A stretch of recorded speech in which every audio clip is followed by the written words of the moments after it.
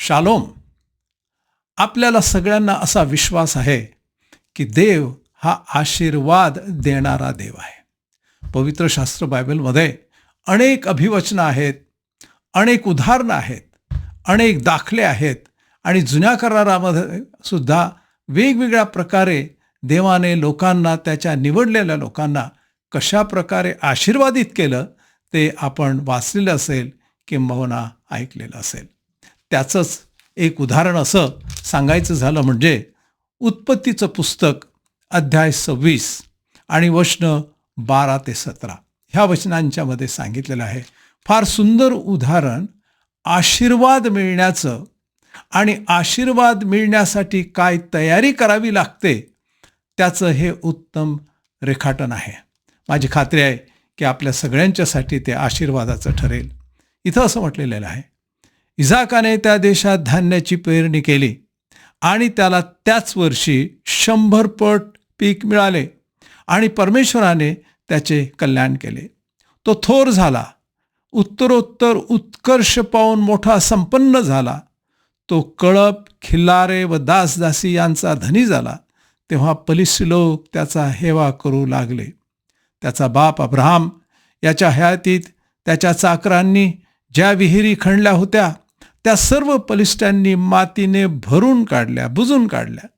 Abimelech इसाकास म्हणाला, तू आमच्यातून निघून जा, कारण तू आमच्याहून फारच सामर्थ्यवान झाला आहेस. तेव्हा इसाक तेथून निघाला आणि गरार खोऱ्यात डेरा देऊन तेथे तो राहिला. फार सुंदर छोटंसं ह्या ठिकाणी एक उदाहरण इसाकाचं आहे की देवाने त्याला कशा प्रकारे आशीर्वादित केलेला आहे.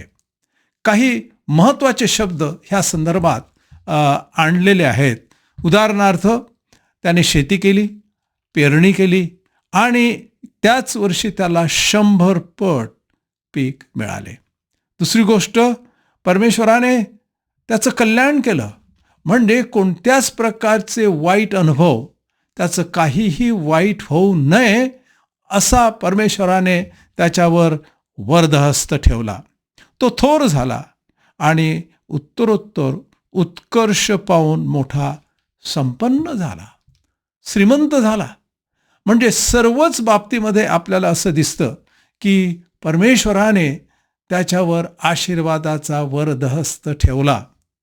मंडळी, मला असं वाटतं की ह्या सर्व गोष्टी जर आपल्या जीवनामध्ये जर आल्यात तर नक्कीच कोणीही आशीर्वादित आहे ही व्यक्ती किंवा हे कुटुंब असं म्हटल्याशिवाय राहणार नाही. पण हा जो आशीर्वाद इसाकाच्या वेळेस आला, त्याच्यासाठी माझी खात्री आहे की असं दिसतं की काहीतरी त्याने तयारी केली असली पाहिजे. म्हणजे आशीर्वादाची वाढ आपल्या जीवनामध्ये होण्यासाठी किंवा आशीर्वादच येण्यासाठी प्रथम आपली काहीतरी तयारी असली पाहिजे, किंबहुना तयारी करायला पाहिजे. आपण काय कोणतीही तयारी दिसते. या ठिकाणी असं म्हटलेलं आहे की एक शेतीचं उदाहरण दिलेलं आहे आणि इसाक, आणि ह्याने शेती केली, शेती पेरली. मग हे जे सगळं काही आहे हे इतकं काही साधं वाटत नाही आहे बरं का. जे शेतकरी आहात आपण, तुम्हा सगळ्यांना माहीत आहे की किती कष्ट करावे लागतात शेतीची मशागत करण्यासाठी. जर एखादं शेत आहे आणि त्याची पेरणी जर करायची असेल तर त्याची तयारी करावी लागते. वखर, नांगर अशी तयारी करून त्याच्यातले सगळे काही गवत आहे, काटेकुसळ आहे, ते स्वच्छ करावं लागतं. म्हणजे मग त्याची तयारी होऊ शकते. कारण जर ह्या सगळ्या कचरा तिथं जर असेल, काटेकुसळ जर असतील, गवत जर असेल वाढलेलं, आणि त्याच्यात जर आपण पेरत असू तर नक्कीच 100 पट काय की 10 पट सुद्धा पीक मिळणार नाही. म्हणजे आशीर्वाद तर देवाने दिला, परंतु त्या अगोदर त्याच्यामध्ये त्याचे श्रम आणि त्याचे कष्ट गोवलेले आहेत. मंडळी, देव आशीर्वाद देतो, आशीर्वाद द्यायला तयार आहे. इसाकाच्या जीवनामध्ये तसं झालं. पण प्रश्न असा आहे की हा आशीर्वाद असा आपोआप आला नाही, असा स्वर्गातून काही एकदम पडला नाही. त्याला त्याच्या बाबतीत फार मोठे कष्ट करावे लागले. दुसरी गोष्ट आपल्याला दिसते की त्याला त्याच्या बाबतीत एक योजना करावी लागली की उदाहरणार्थ पाऊस येण्याच्या अगोदर, जो आपल्याकडे मान्सूनमध्ये पाऊस येतो त्याच्या अगोदर फार मोठी मशागत त्याने केली असली पाहिजे. आणि बरोबर पाऊस केव्हा येईल त्याच्या अगोदर त्याच काळामध्ये जी काही पेरणी करायला पाहिजे त्याचं त्याने प्लॅनिंग केलं, त्याने त्याची योजना आखली, सर्व गोष्टी त्याने तयार ठेवल्या. जर बैलजोडीने तो पेरणी करत असेल, मग जे मोलमजुरी असतील ते असतील, सर्व जे काही अवजारं आहेत, पेरणीचं अवजारं आहेत, त्या सगळ्या गोष्टी त्याने तयार ठेवल्या असल्या पाहिजेत. म्हणजे किती मोठी तयारी आशीर्वाद येण्याच्या अगोदर ती केलेली आहे. आणि त्याच्यामध्ये कष्ट आहेत, त्याच्यामध्ये त्याची योजना आहे, त्याच्यामध्ये त्याची तयारी आहे. हे सगळे कष्ट उचलण्यासाठी देव आशीर्वाद देतो. इसाकाला देवाने आशीर्वाद दिला, पण त्याच्या अगोदर कोणकोणत्या प्रकारच्या तयारीचे आणि कष्टाचे आणि मशागतीचे जे योजना आहेत ते आपल्याला ह्या ठिकाणी स्पष्टपणे दिसत आहेत. आणि म्हणून आपल्याला असं दिसतं की आशीर्वाद येण्यासाठी तुम्हाला आणि मला काहीतरी तयारी करावी लागते.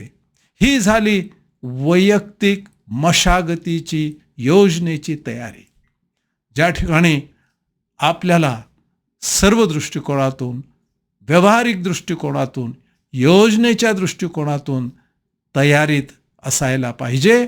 आणि त्याच्यासाठी आपण कष्ट करायला सुद्धा तयार पाहिजे. पुढे आपल्याला असं दिसतं की जर शेतीमध्ये समजा सर्व प्रकारची पेरणी झाली, मग तुम्हाला माहीत आहे पाऊस वेळेवर यायला पाहिजे.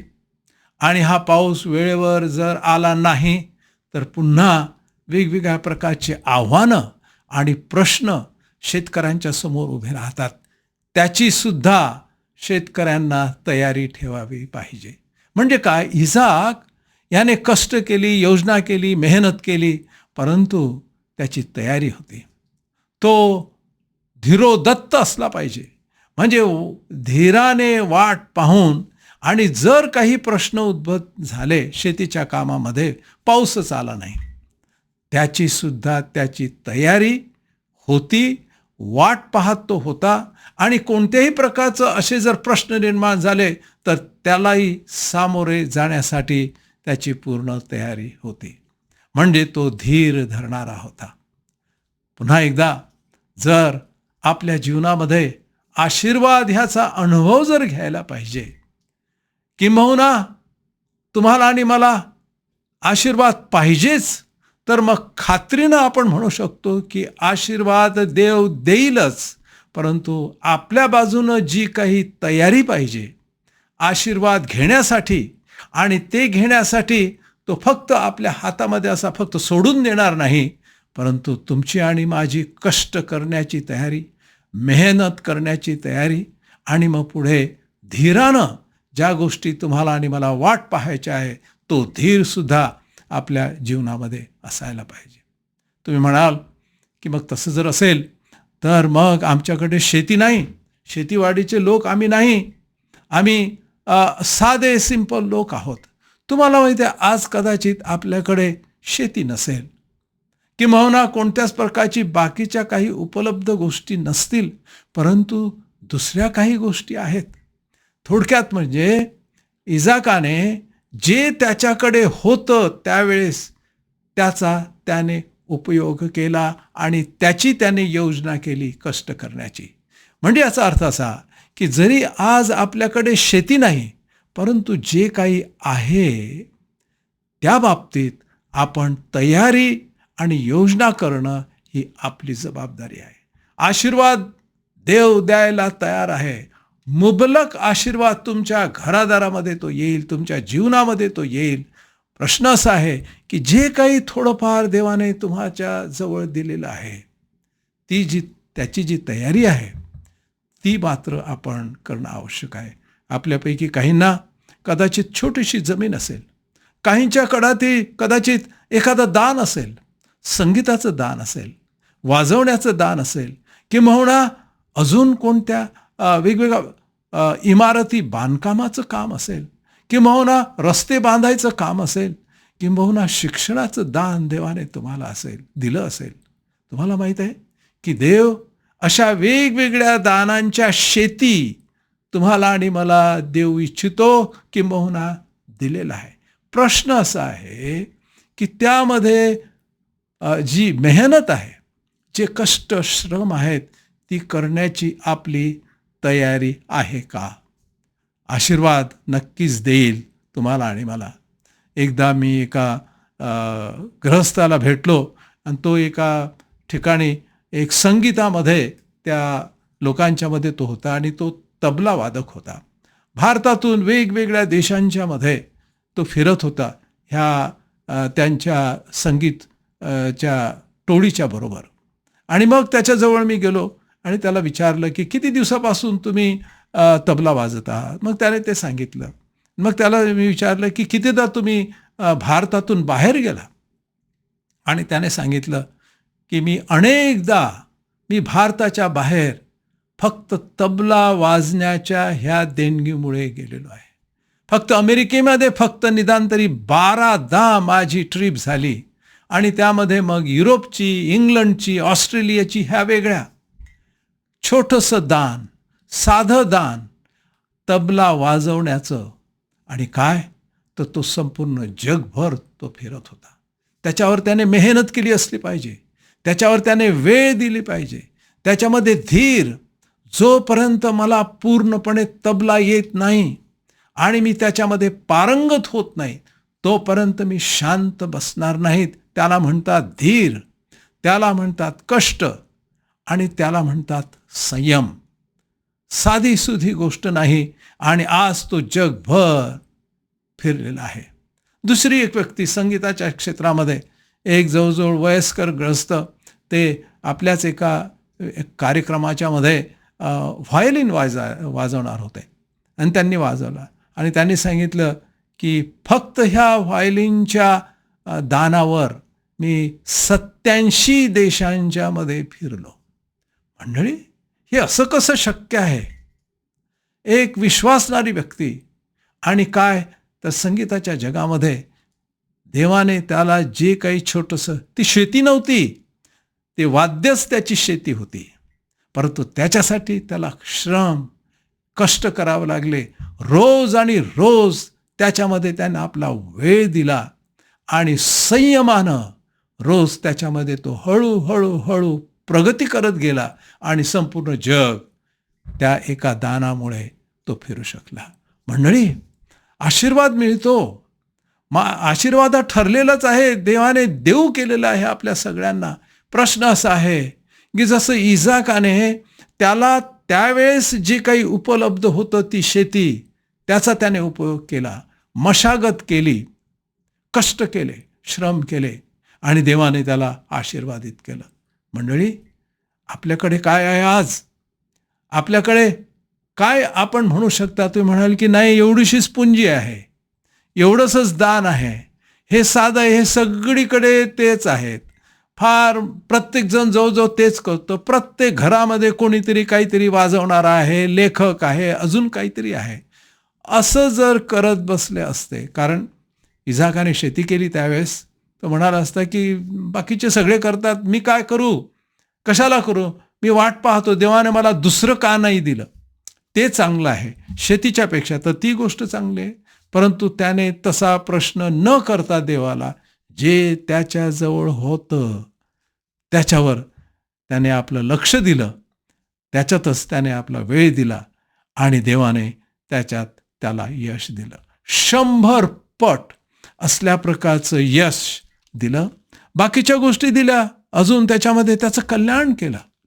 कल्याण म्हणजे ज्यावेळेस माणसाच्या जीवनामध्ये अनेक गोष्टी येतात, संकट येतात, त्रास येतात, दुःख येतात, वाईट अनुभव येतात जीवनामध्ये, असं म्हटलेलं आहे की देवाने ह्या सर्वांच्या पासून त्याला अलिप्त ठेवलं नव्हे, त्याचं कल्याणच केलं.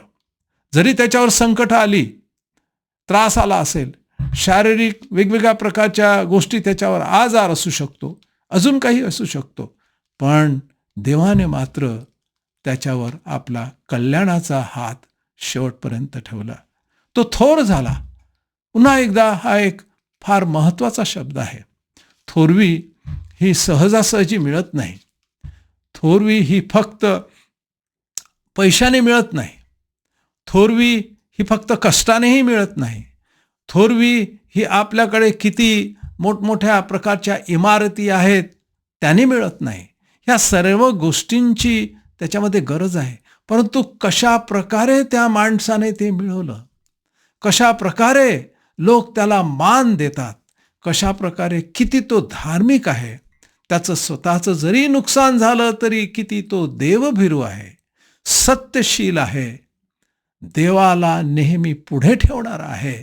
ह्या सर्व गोष्टी मिळून एखादी व्यक्ती थोर होते. त्या माणसांना, त्या व्यक्तींना थोर असं गणलं जातं. देवाने त्याला थोर केलं. मंडळी, माझी खात्री आहे की हा फार मोठा आशीर्वाद आपल्या जीवनामध्ये येऊ शकतो. तुम्हाला आणि मला थोरवी देणारा देव, माणसांच्या पासूनची थोरवी नाही. पुष्कळदा आपण वेगवेगळ्या कार्यक्रमांच्या मध्ये, टीव्हीच्या कार्यक्रमांच्या मध्ये माणसांच्या पासून मिळालेली जी थोरवी आहे त्याचा गाजावाजा आपल्याला दिसतो, परंतु ती व्यक्ती देवाच्याकडून थोरवी मिळवलेली आहे का? देव त्यांना थोर म्हणणार आहे का, म्हणू शकतो का? हा एक फार मोठा प्रश्न आपल्यासमोर येऊ शकतो. आणि मला असं वाटतं की पुढे असं म्हटलेलं आहे, त्याचा जो उत्कर्ष आहे तो नेहमीच सदैव देवाने त्याचा होऊ दिलेला आहे. उत्कर्ष, त्याची वाढ. जर आपण एखाद्या ऑफिसमध्ये काम करताय, एखाद्या शाळेमध्ये काम करतायत, अजून वेगवेगळ्या प्रकारच्या व्यवसायामध्ये आहेत, असं म्हटलेलं आहे की देवाने त्याचा उत्कर्ष होऊ दिलेला आहे. पुष्कळदा असं म्हटलं जातं की जर आपला बिझनेस वाढवायचा असेल, अजून काही गोष्टी वाढवायच्या असतील, तर त्याच्यामध्ये काहीतरी खोटेपणा आणल्याशिवाय तूप घेताच येत नाही, निघतच नाही. काहीतरी आपण असत्य, वेगवेगळ्या प्रकारच्या ज्या आपल्याकडे लोक करतात गोष्टी, आपलं यश संपादन करण्यासाठी, म्हणे खरं पाहिलं तर पैसा संपादन करण्यासाठी. या ठिकाणी असं म्हटलेलं आहे, देव त्याचा उत्कर्ष करीत होता. मंडळी, आपल्या जीवनामध्ये ह्या सगळ्या गोष्टींची आज गरज आहे.